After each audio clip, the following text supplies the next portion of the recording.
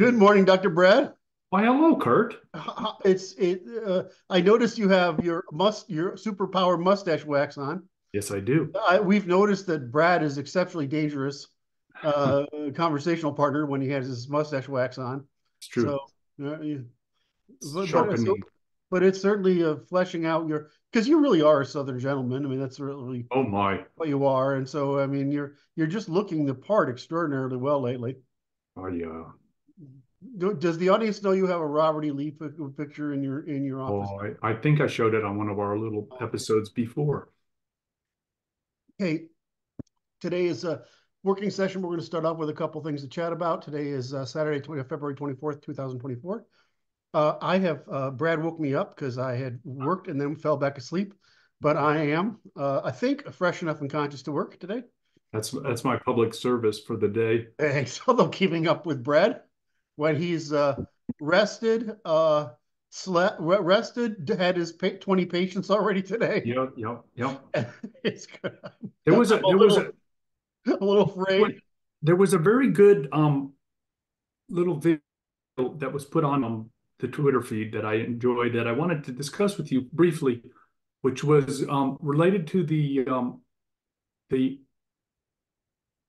I don't know the name of the AI that's generating images coming from Google Google that is Gemini. generating the ahistorical images. Yes. And it was an interesting discourse on this subject because the guy who wrote the or made the video was talking about, he goes, this is a problem because the people that are introducing the bias into the AI are going to create a permanent problem. And it's like, and I wonder about that, and I like because I see it as a competitive AI will come out that will be adaptable, that will be used instead by people who are discerning. But I don't think that the people that are discerning are in the majority. That's probably correct. Is And that so, true? Um, until you get called a fool. So okay, yeah, so social status function. there's a normalizing function there. Um, uh, I know that that's Musk's, not only Musk, but a number of others. The one I'm interested in is also I believe they're French. Which if it happens, oh my God, I'll have something to compliment the French about. Wait, and so we want to encourage them. Right. Having me opine favor about the French is the reason for the French to do anything. Yeah, yeah, that makes a lot of sense. I think I'll go with that one. Anyway, they do. They have. I don't want to interject, take away from the whatever you want to take this, but they are trying and they have the most performing model. I kind of wonder is making a AI lie one of the reasons you slow it down? Anyway, I just thought I'd say that one and think about that for a bit because it sure slows people down. Why wouldn't slow the AI down? I understand what you're saying. That okay. It doesn't So matter. It's like this. The thing that matters is the yeah, and all of this is soluble. That doesn't bother me because it's like the issue is if they're using it in the public schools, AI in the schools, and allowing its use and encouraging its use, what will happen is you just make it illegal for them to use biased ones, and then that will stop. mm, And so I'm go ahead. that seems like a fairly straightforward solution that will work to this particular problem. Um, yes, I think that would be a great answer. I still think we should. A couple of things. The person we're talking about is Oh, you posted it. I forgot. Charles. Oh God, he's the guy. He's not nobody. Charles Hoskins, who is Hoskins. one of the brains behind the try to make Bitcoin actually the Bitcoin, basically his thing is called Cardano. But I mean, this is not, and this is not some young kid or some activist or someone. This is another, engineer with a scientific mind whose opinion we can, you can say, You okay, hang your hat on that one. it's Charles. I was listening to what's his name, who I consider the best working guy today, believe it or not, is uh, Yasha Bach at Plinz, Plinz. I'm sure I think maybe that's where he's from. I'm not sure. Um, so I was talking about listening to Joshua Bach, and yeah, he's like, he's one of those guys that he uses philosophy and computer science together. Well, he's German. What do you expect? Um, uh, I thought that was no, no, no. I mean, if I ever had to meet the guy, and I was like, well, if he had me a criticism, it's not really one year. It says, well, you're just German, right? So instead of like being an American or an Anglo, where you would bring it down to the scientific explanation, he always stays in the philosophical Hmm. and computational, and sometimes mathematical and physical. And so when it's like, okay, I can translate what he's saying, and I know he's right, but the way he says it sounds way more mystical, Oh, okay.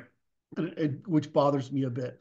In other words, I don't know if other people, when listening to him, because of the way he speaks about it, know that he's right.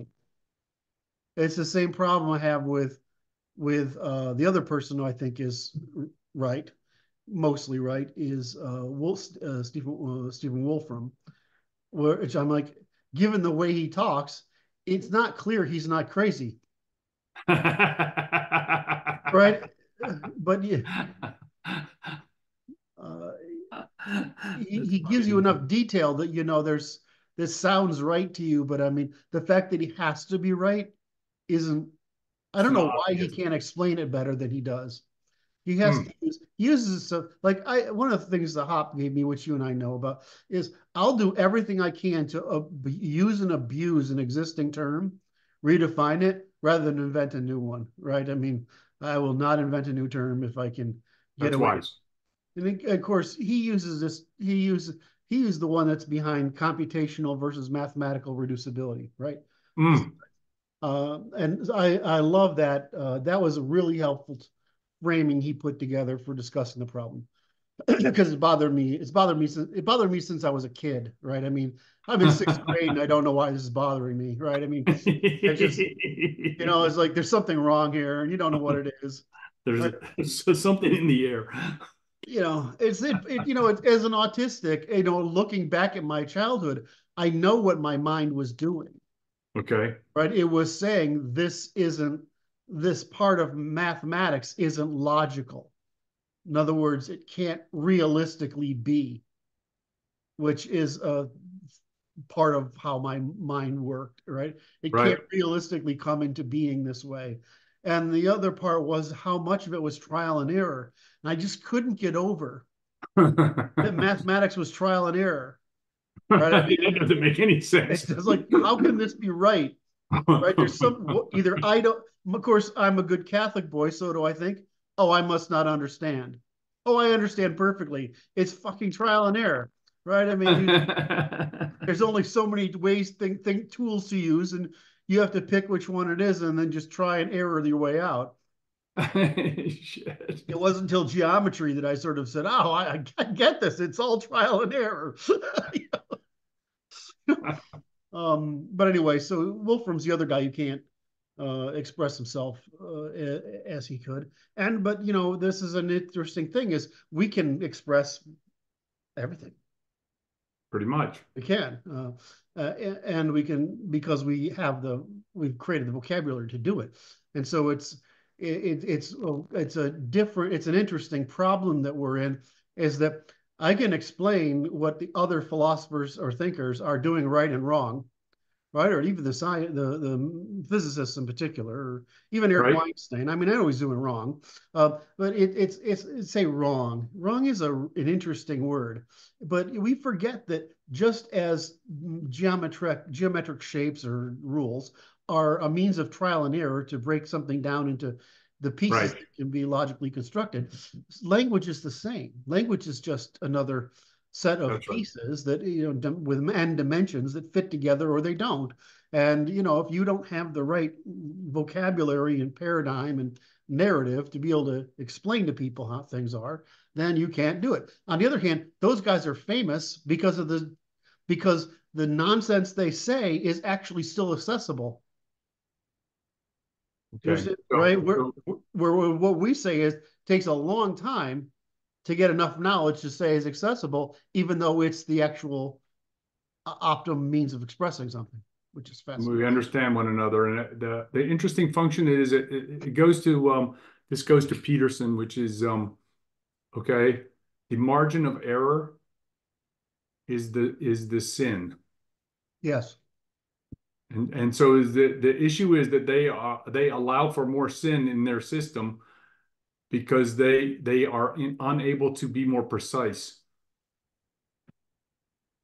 I have to capture your brilliance right there. Because it's the missing the mark. It's how far you miss the mark is the measure of the sin.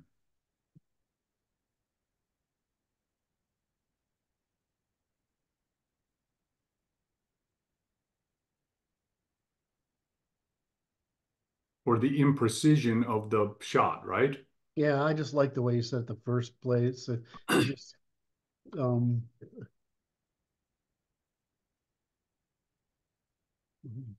how you're immortalized. All right. No, that's not nice. That's why I show up.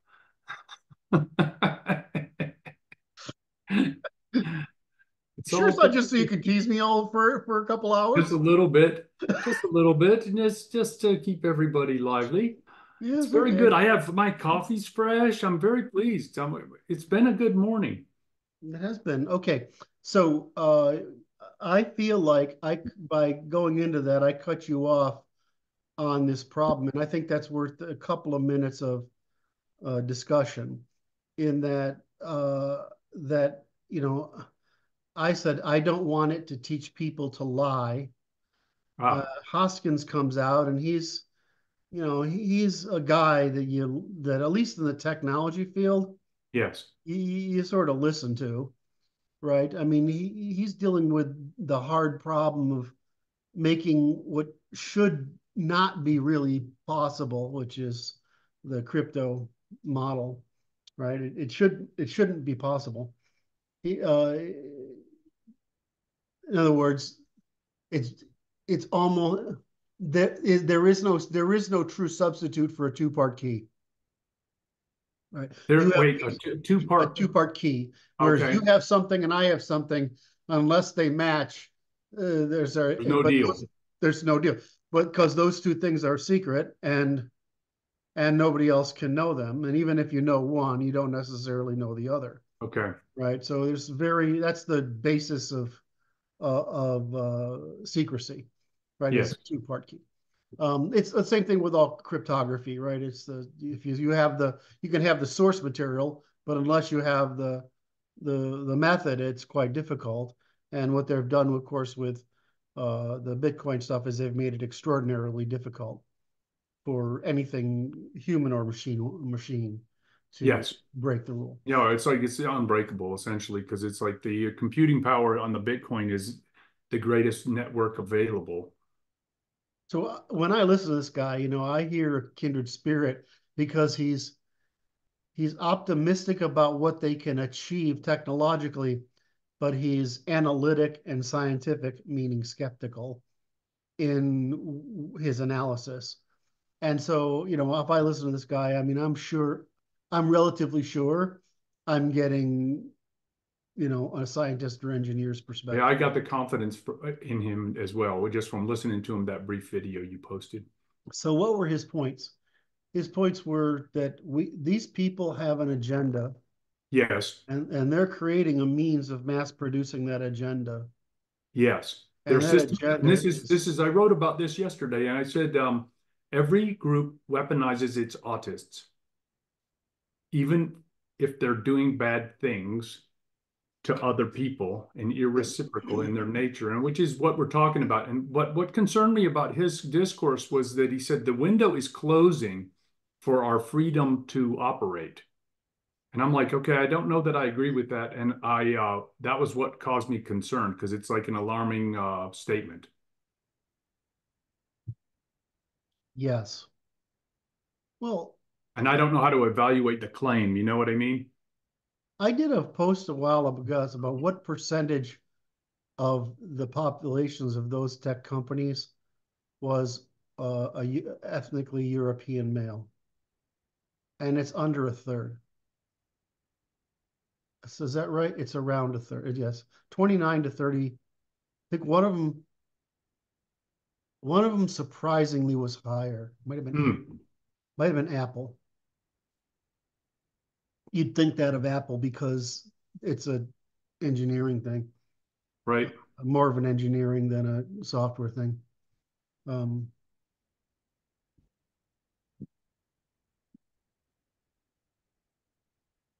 I'm very pleased by that conversation. Do you have more to add to it? uh, I feel like we haven't conveyed the severity of it, but I don't think I know. I don't know if I haven't Well, prepared for it. so the issue is this: is the window closing?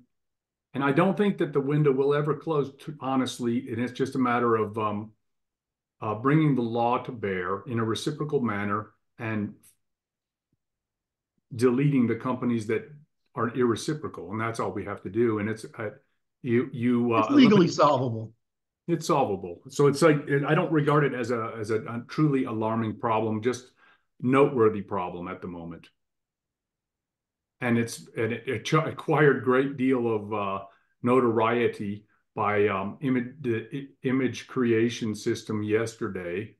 It was quite obvious that this is biased beyond all recognition. It has no basis in reality whatsoever. You have to I mean, here's the issue. If you look at history just objectively, because Europeans invented most everything really in the it's not in the prehistoric, but in the certainly it's in the ancient world and the modern world, right? We had Yeah.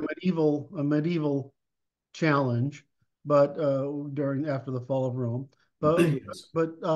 afterwards we invented almost everything.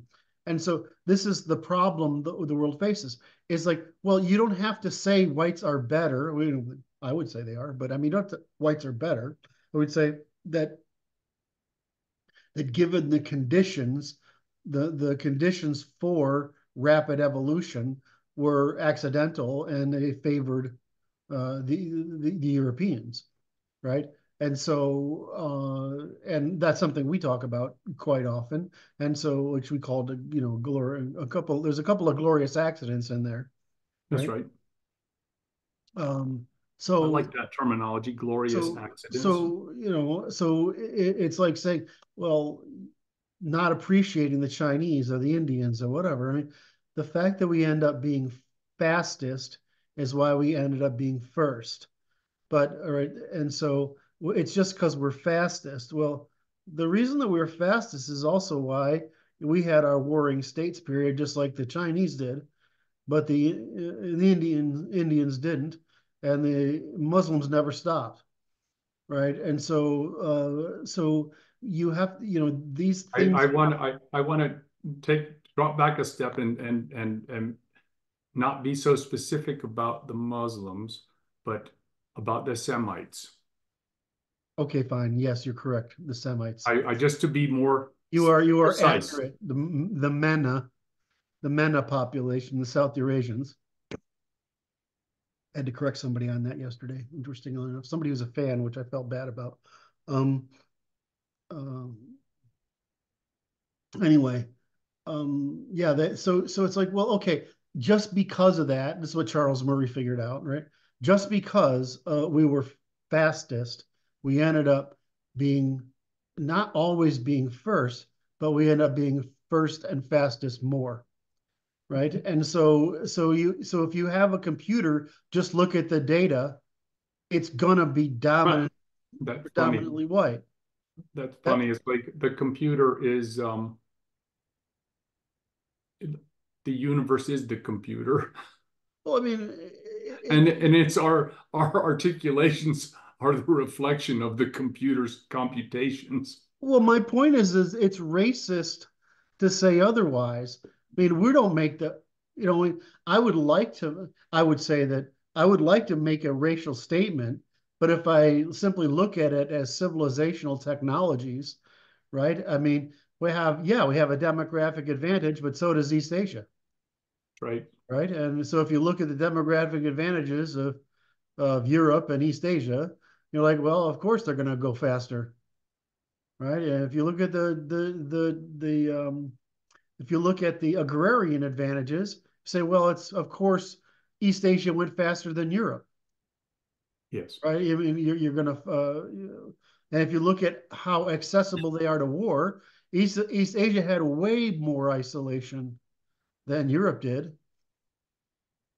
So I don't know. I think it's just racist as hell, Yes, it is. and it's racist against whites for succeeding. But what's interesting about it? No, exactly what it is, and understandable because it's envy that drives the Yes. is the animation of the demon that is being possessed, that we are being beset by. It's being Yeah. generated on Okay. So purpose by can we talk enemies. about that a second? Because that's Yes, we may.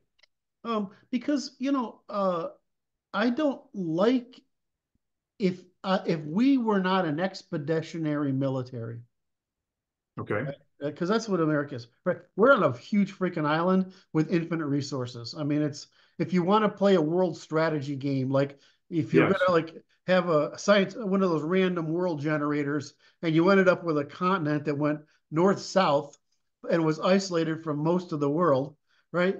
Of course, the minute you get the age of sail, then the age of air, then the age of Yes. missiles, you're going to have a geostrategic advantage over people who have to worry about land wars.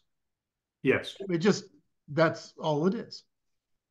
So so when you look at these problems, it's like, look, uh, why is it that we weren't in this position? Who said this? Musk said this the other day. At the end of World War II, the USA had the only standing industrial complex, and it had the bomb. It was we could have easily ruled the world with it and prohibited the rest of the world from doing it easily. But that's not why we went to war. We're naturally isolationist, and so we didn't go in that direction. We said, okay, no, that's enough. Let's bring MacArthur home. We were probably wrong. We should have finished the demo. We should have done to the Chinese what we did to the Japanese, and the Chinese would be way ahead of us by now, right? We should have done to we should have we brought Germany back, right? And we brought Europe back. And matter of fact, that's what the conservatives are pissed off about. Is they're out there virtue signaling that they're better with their social programs and whatever, except we're paying for it because we're paying for their strategic defense. And Trump's Yes. out saying, we're done. Americans are done with this shit. It's got to be fair, right? You've got to, That's right. you Europeans are just as wealthy as we are Americans, pretty much, right? Though it's spread out a bunch more countries, which means they have more government, which has more parasitism. But don't let me say that too loud. So, so, well, did I just say that in my outside voice? So, uh, so if we were not an expeditionary military trying to keep world peace to prevent another world war, as we continue the replacement of empires with nation states and federations, in other words, self-determination for all people, if we weren't out there doing that, what would people have the reason to complain about us about? It's like, why did you nobody complains about Denmark?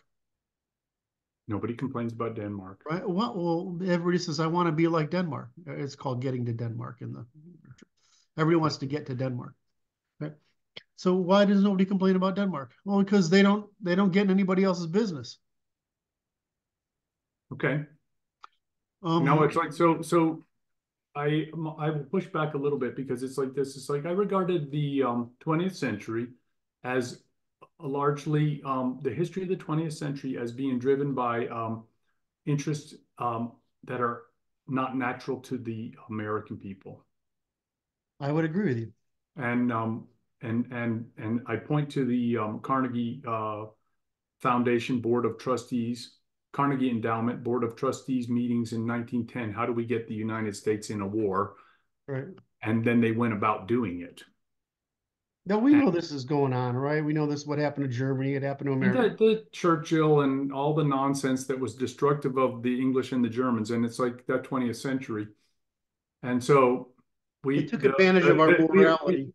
we are still in an occupied territory, in my opinion, in the United States. It's occupied by enemy agents, in my opinion. I agree. Okay, I know. I just had to say it for the record. Right. I was trying to flip it around. Well, we're trying to flip it around right now, Yeah, well, that's true. most dramatically. Yes. Well, again, the whole point being that I'm not sure the racism would be so powerful if we were no longer, not only were no longer colonial, but we were Ah, no longer expeditionary. no, but the issue it goes like this is the racism is being driven and it goes under the name of Okay, anti you're right. anti-racism. It goes under the name of anti-racism. Is the name of the racism being promulgated Yes. by the people who are in charge, the agents who have taken over our institutions of cultural production, Yep. and they are enemy agents. Yes. That's all. Okay. End of So, end of transmission. okay. So we covered that. Have we covered that? I think that covers it nicely. That covered it nicely. But I don't, I believe this is a recoverable position we find ourselves in. It's just a matter of becoming aware of what has occurred and taking steps to remediate the problem. And with the science that you have so generously bestowed upon us, we are able to know how to do, which is to decide how to behave in a manner that is consistent and computes well. For everybody. It's not just for anybody in particular. It's not racial at all. It's Mhm. just, it's realistic based on the circumstances that we find ourselves in.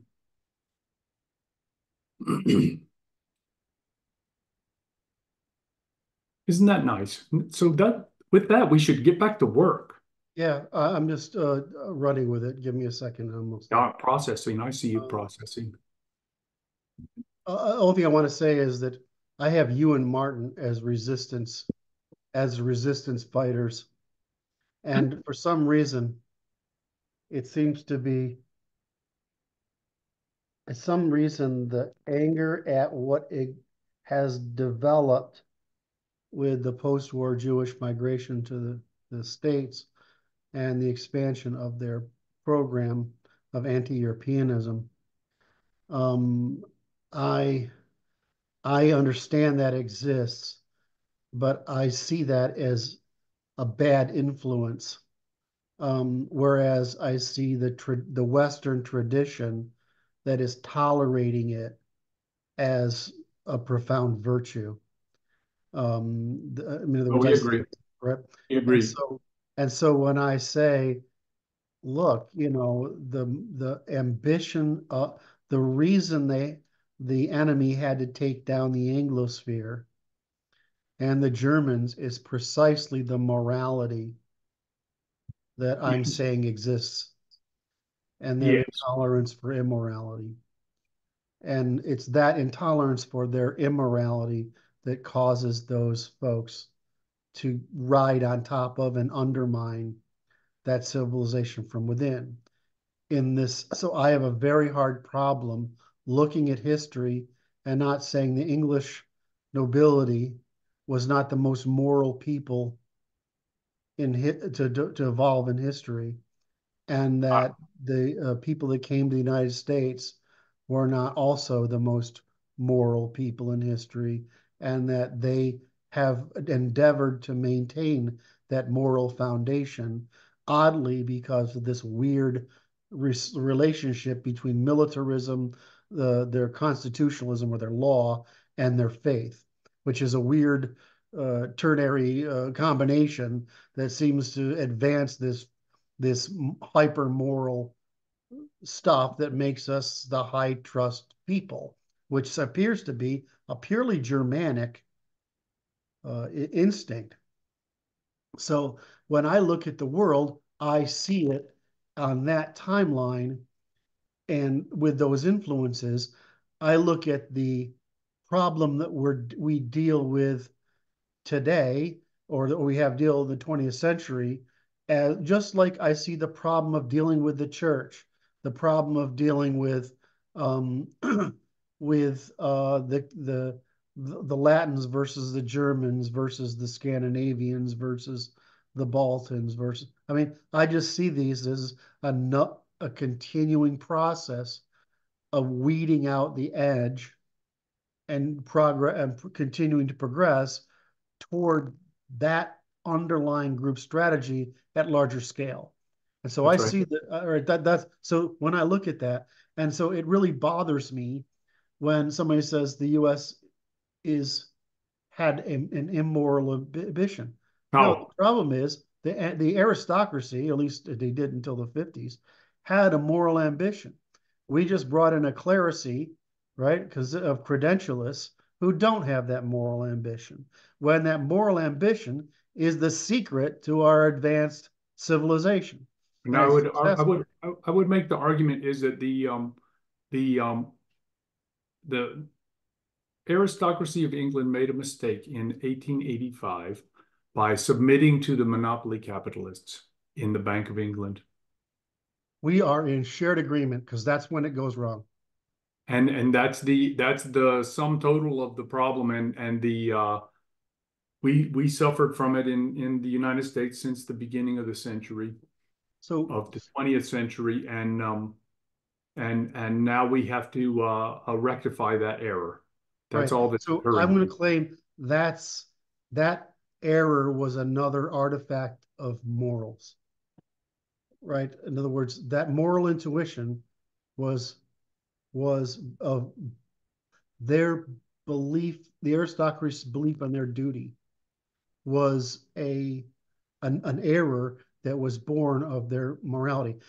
Wasn't the fact that we didn't repatriate the slaves was partly morality, but partly cost, right? And so the fact that we entered the war was constructed, but it was done by appeal to our morality. The fact what the left does in general is make false appeals to our morality, which Yes, I call baiting into hazard. right. I Right. So recognize that. so the enemy has one tactic. They take advantage of the most moral people and manipulate them by baiting them into hazard. Hence, And I was thinking about this morning. In fact, I was working online and I'm watching my professional demeanor dealing with my 20 patients this morning. And I thought about it over the course of my experience working at that in that service, which has been probably 8 years, 8 or 9 years maybe. And I was very angry when I started because I was doing the research and finding out oh, I was finding out the same thing but in different terms, right? But it's the same issue that, and I was quite angry about it because it's like it, and it came out in my work as a professional online, and I got in some trouble because I was like, yeah, I was letting it show too much, and I was like, okay, I had to figure out how to internalize it and make it productive to, and that's you're working with you has helped a lot because it's made me be able to understand it and then to have a productive outlet for it so there's no frustration. mm-hmm. And we know what to do about it too. We know what to do and it's okay. Well, I mean, you did the same for me, and that's I didn't make the connection before because I've heard you explain that before, but I didn't make the connection was how you got me over being angry. You did the same thing to me, which was this is Okay. It's just, you, this doesn't have a place in the science. There's no we're vindictiveness doing in the good work science. here. There's And no that's all we can do. And that's okay. And we should take our solace, right? Satisfaction comes from doing good work. I told the guy this, and this was a funny guy. He works in the cafeteria, right?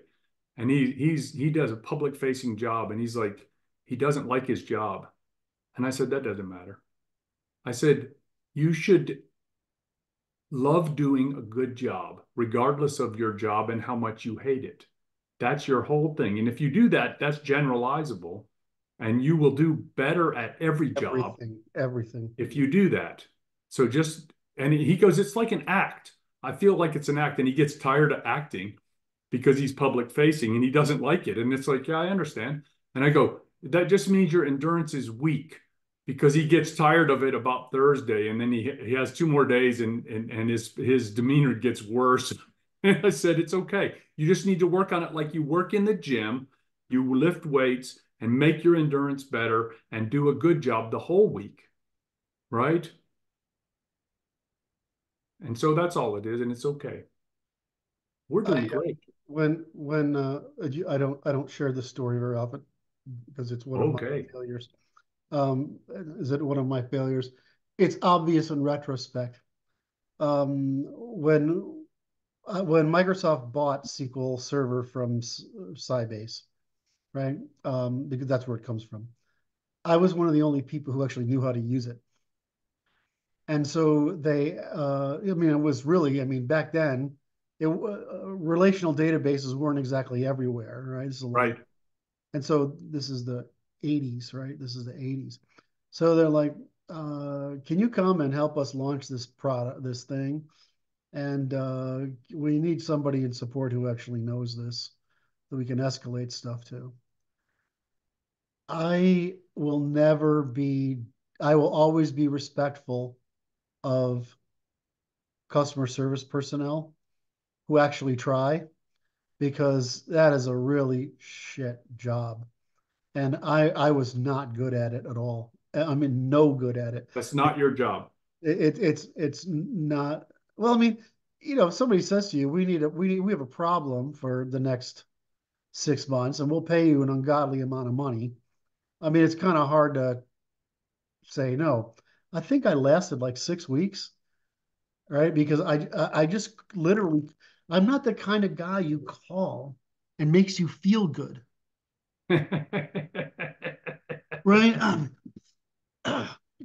And so, and it was always interesting to me that the people who knew the less were at least were often the best customer service agents because they don't actually try to solve the problem. What they do is look up other solutions to the problem and basically exhaust you, right?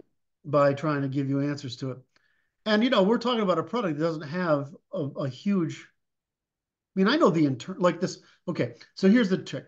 I know SQL Server internals. Like I know how the, the assembly language works with, right? I mean, I know down in there. Okay. Right. Right. And that's sort of like some guys who know the Unix kernel, right? They know Yes. right down in there, right? Or there's guys that these guys are gods in my opinion.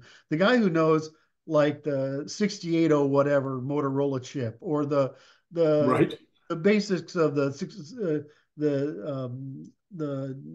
you know X3 386X you know and line of Intel chips or 86X line of x86 line of chips, right? I mean, the chips today, they're the firmware in there, right, is really sophisticated. It's amazing, right? We think that, you know, because if you think like where I was growing up, what a computer did, right? It was pretty take this, do this, whatever. But you know, in order to get speed out of these things, there's like a bunch of prediction, breaking problems up in a different network, right? I mean, they're just doing a way more work down in there than you'd think Right. to make all this magic happen, right? In order to get every ounce of speed out of every damn thing, right? Right. So you know, when you're down in there, okay, I can nobody asks those questions, right? You know what I mean? So what they're asking, in other words, so you know, basically I can architect anything. But if you ask me to solve a problem because you've done something stupid, I mean, It's going to be hard for you to it's come going to up be with. hard for me. I can't think of how to do it stupid, right? I mean, Doing right? stupid doesn't compute, man. And the thing they don't want to hear is this is actually true. This is actually true about most uh, relational database, the ones that survive today, is that if it's not working, it's because of you, Right? right? I mean, I had this guy come to me from one of the, I won't give the name, it was one of the big game companies, right? And they were doing a back when massively multiplayer online gaming came about. And this is a real problem for databases because reads are pretty quick, but writes can take a while, especially if there are a lot of them. Because I don't, the way the tree indexing is done, it takes some time. Well, so what they do is they basically keep a cache in memory, everything about a player, and then when enough changes, they save it, right? When they're spare. So this guy's telling me we're going to write directly to the API and do this. I'm like, it's not going to be faster.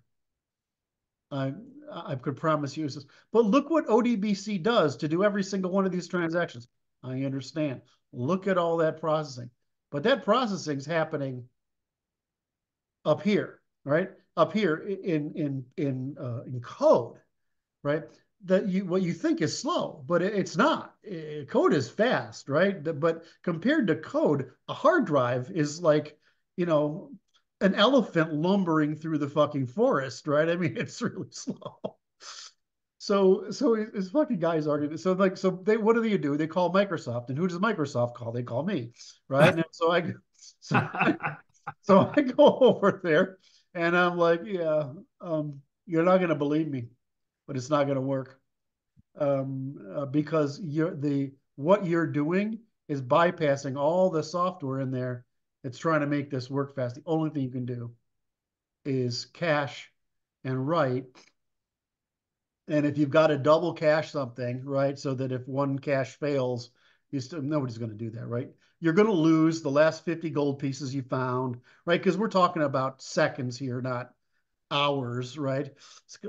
So if you're going to lose the path or the fancy sword you just picked up or whatever is going to when you try to trade it or something, it's going to disappear into the ether. I mean, that's what's going to happen, right? It's not exactly life ending, right? It's not like when I was working on implantable heart devices, which you know all about, right? Implantable heart devices where nothing can freaking go wrong It must ever. work. Right. Right. Or like when we did Coumadin. You can't get Coumadin wrong.